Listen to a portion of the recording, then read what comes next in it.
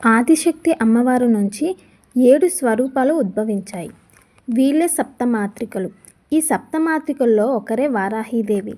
ఈ వారాహి అమ్మవారిని కేవలం రాత్రిపూట మాత్రమే పూజిస్తారు. ఈ అమ్మవారి ఆలయాలు కూడా పగటిపూట మూసివేయబడి ఉంటాయి. అయితే ఈ వారాహీదేవి ఎలా జన్మించారు, ఎందుకని రాత్రిపూట మాత్రమే పూజిస్తారు, ఈ అమ్మవారి భర్త ఎవరు, ఈ అమ్మవారిని ఎవరు పూజించవచ్చు, ఇలాంటి విషయాలతో పాటు వారాహీదేవి పూర్తి కథని ఈ వీడియోలో నేను చెప్తాను.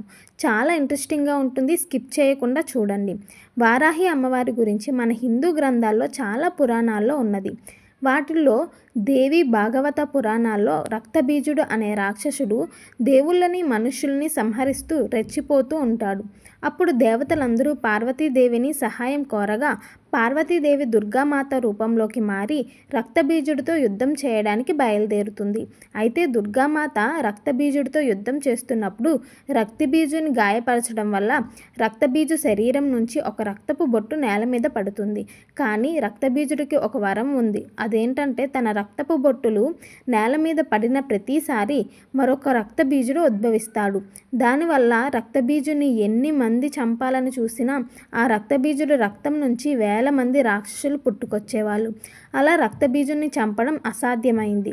అప్పుడు రక్తబీజుడు సంహారం కోసం దుర్గాదేవి తనదే నుంచి సప్తమాతృకులను పుట్టిస్తుంది. సప్తమాతృకులు అంటే 7 అమ్మవార్లు. ఈ 7 అమ్మవార్లు కూడా దుర్గాదేవి యొక్క స్వరూపాలే. కానీ ఈ సప్తమాతృకులకు తాంత్రిక శక్తులు ఉంటాయి. ఈ సప్తమాతృకులు ఎవరంటే బ్రహ్మిణి, వైష్ణవి, మహేశ్వరి, ఇంద్రాణి, కౌమారి, వారాహి, ఇంకా చాముండి. అప్పుడు ఈ 7 అవతారాలు కూడా రక్తబీజుని సంహరించడంలో సహాయపడ్డారు. అయితే ఈ వారాహీదేవి రక్తబీజుని సంహరించేందుకు చాలా ఉగ్రమైన రూపం ధరించింది. శత్రువుల శవాల మీద కూర్చొని తన పదునైన దంతాలతో అన్ని రాక్షసుల్ని సంహరిస్తూ ఉన్నది. ఆ తర్వాత రక్తబీజుడు దుర్గాదేవితో ద్వంద్వ యుద్ధానికి పిలవడంతో ఈ 7 స్వరూపాలు కూడా దుర్గమ్మలో తిరిగి కలిసిపోయి రక్తబీజుని సంహరించినట్టు దేవి భాగవతంలో ఉన్నది. ఇలా జరిగిన తర్వాత భాగవత పురాణంలో హిరణ్యాక్షుడు అనే రాక్షసుడు భూదేవిని చాలా చిత్రహింసలు పెడతాడు. కానీ భూదేవిని హింసలు పెట్టడానికి ముందే హిరణ్యాక్షుడు వారాహీదేవి కోసం కఠోరంగా తపస్సు చేసి వారాహీదేవిని ప్రసన్నం చేసుకున్నాడు. అప్పుడు వారాహి అమ్మవారు హిరణ్యాక్షుడికి ఏం వరం కావాలి అని అడిగితే హిరణ్యాక్షుడు అమరత్వాన్ని వరంగా కోరుకుంటాడు. కానీ వారాహి అమ్మవారు మాత్రం అమరత్వాన్ని ఇవ్వడం కుదరదు అని తేల్చి చెప్తుంది. దాంతో హిరణ్యాక్షుడు తెలివిగా ఆలోచించి ఏం చేస్తాడంటే, అమ్మ నువ్వు తప్ప నన్నెవ్వరూ చంపడానికి వీల్లేదు అని వరం కోరుకుంటాడు. దానికి వారాహి అమ్మవారు సరే అని ఒప్పుకుంటుంది. కానీ వెంటనే నేను నీ భక్తుణ్ణి కాబట్టి నువ్వు కూడా నన్ను చంపకూడదు అని చెప్తాడు. దానికి కూడా వారాహి అమ్మవారు సరే అని చెప్పి వెళ్ళిపోతుంది. ఇంకా ఈ వరాన్ని అండగా చూసుకొని హిరణ్యాక్షుడు విచ్చలవిడిగా రెచ్చిపోయి భూమాతని చిత్రహింసలు పెడుతూ ఉంటాడు. అప్పుడు హిరణ్యాక్షుని చంపడం కోసం వారాహి అమ్మవారి నుంచి వరాహస్వామి ఉద్భవిస్తాడు.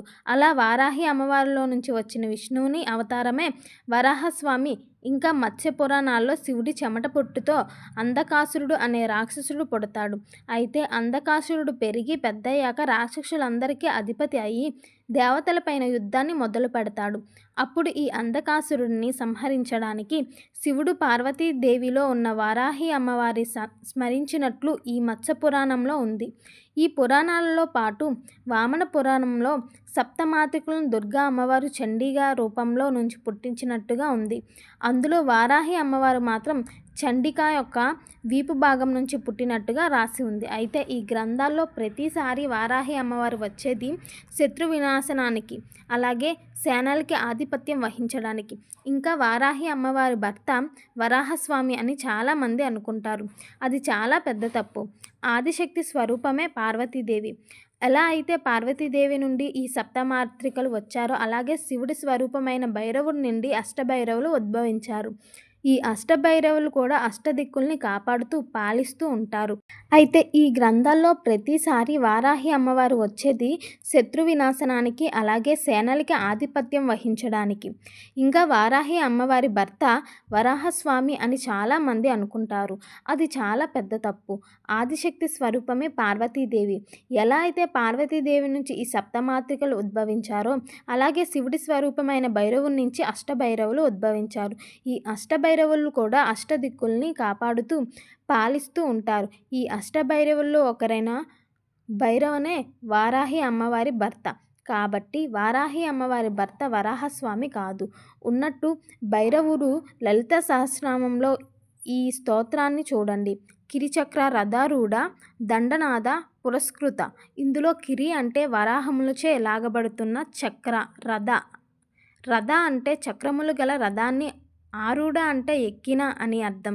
దండనాద పురస్కృత అంటే దండముల చేతి యందు ఎల్లప్పుడూ గల వారాహీదేవి చేత సేవించబడుతున్నది అని అర్థం. లలితా సహస్రనామంలో మరో చోట విశుక్ర ప్రాణహరణ వారాహి వీర్యనందిత అని ఉంటుంది. దీన్ని బట్టి విశంగుడు అనే అసురుణ్ణి వారాహీదేవి సంహరించడంతో లలితాదేవి చాలా సంతోషించింది అని అర్థం. లలితాదేవి సైన్యంలో రథ, అశ్వగజ సైన్యాలకు అధిపతిగా వారాహీదేవి ఉంటుంది. ఇలా చాలా శక్తివంతమైన అమ్మవారు వారాహీదేవి. కానీ వారాహి అమ్మవారి ఆలయాలు మాత్రం చాలా అరుదుగా ఉంటాయి. ఆ ఆలయాల్లో కూడా దర్శనం కేవలం 2-3 గంటలు మాత్రమే ఉంటుంది. అది కూడా రాత్రివేళ మాత్రమే ఉంటుంది. తెల్లవారుజామున కానీ ఉంటుంది. ఎందుకంటే మిగిలిన సమయంలో వారాహి అమ్మవారు గ్రామ సంచారం చేస్తూ దుష్ట శక్తుల నుంచి కాపాడుతూ ఉంటుంది. కాబట్టి ఇంకా ఆఖరిగా కాశీలో ఉన్న ఉగ్ర వారాహీదేవి ఆలయం గురించి చెప్తాను. ఈ ఆలయంలో అమ్మవారు పాతాళంలో ఉంటారు. ఈ విగ్రహం కూడా చాలా పెద్దది. కానీ ఈ అమ్మవారి విగ్రహాన్ని భక్తులు నేరుగా చూడడానికి అక్కడ కుదరదు. ఆ ఆలయం కూడా కేవలం 2-3 గంటల్లోనే మూసేస్తారు. ఇంకా ఆ సమయంలో భక్తులు అమ్మవారిని దర్శించుకోవడానికి దేవస్థానం వాళ్ళు ఏర్పాటు చేసిన 2 రంధ్రాల గుండానే చూడాలి.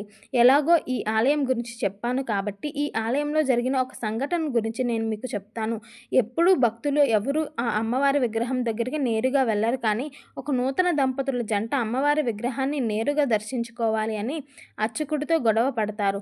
అప్పటికే ఆ అర్చకుడు చెప్తూనే ఉంటాడు, ఈ అమ్మవారు ఇక్కడ చాలా ఉగ్రస్వరూపంలో ఉంటారు. ఆ శక్తిని మేమే తట్టుకోలేము. కాబట్టి మీరు వెళ్ళకూడదు అని అంటారు. కానీ ఈ జంట వినకుండా గొడవ పడి మరీ పాతాళంలో ఉన్న అమ్మవారి విగ్రహం దగ్గరికి వెళ్ళి క్షణాల్లోనే ఆ జంట అక్కడే మరణించారు.